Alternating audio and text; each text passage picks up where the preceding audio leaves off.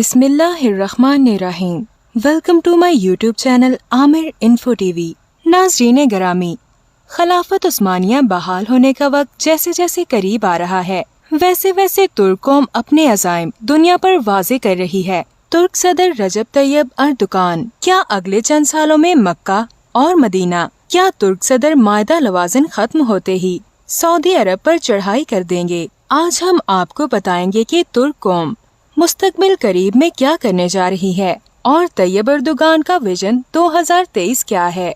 ये जानने के लिए वीडियो आखिर तक लाजमी देखिएगा। नाज़रीन गरामी, अर्तुगरुल के बेटे उस्मान ने खिलाफत उस्मानिया की बुनियाद रखी थी। ये बड़े तगड़े और पक्के मुसलमान थे। इन्होंने 125 साल तक अपने असूलों के मुताबिक हुक्मरानी की और खिलाफत चलाई। मुसलमानों और इस्लाम का झंडा इन्होंने हमेशा बुलंद रखा।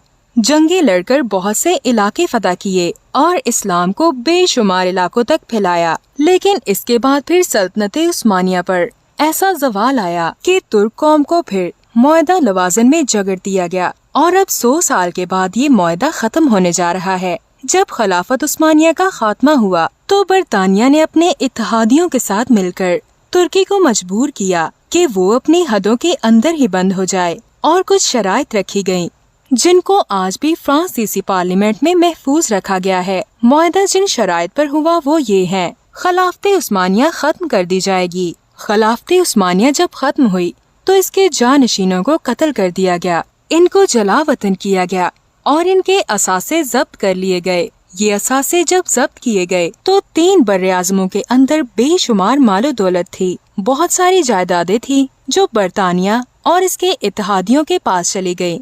इसके बाद तुर्की को एक स्कॉलर रियासत बना दिया गया। इसमें से इस्लाम को खत्म कर दिया गया और खिलाफत पर पाबंदी लगा दी गई और साथ एक और ये पाबंदी लगा दी गई कि तुर्की पेट्रोल नहीं निकाल सकता। यानी तुर्की ना तो अपने मुल्क से और ना ही मुल्क से बाहर मादनियात निकाल सकता है। ये बहुत बड़ी ज्यादती थी क्योंकि तुर्की की जमीन के अंदर तेल मौजूद है। इसके बावजूद वो दूसरे ममालिक से तेल खरीदने पर मजबूर है। तुर्क जब मक्का या मदीना जाते हैं तो इनके हाथ में एक नक्शा होता है।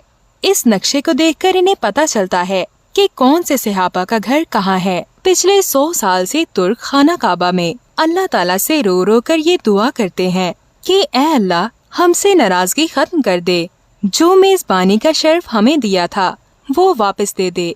तुर्क सदर रजब तैयब अर्दोगान ने एक कॉन्फ्रेंस में इस बात का इजहार भी किया था कि मुआहदा लौज़ान के खत्म होने के बाद वो मक्का और मदीना का कंट्रोल वापस लेने के ख्वाहिशमंद हैं। जबकि ये तासुर भी पाया जाता है कि सदर तैयब अर्दोगान ये कंट्रोल हासिल करने के लिए सऊदी अरब पर चढ़ाई भी कर सकते हैं।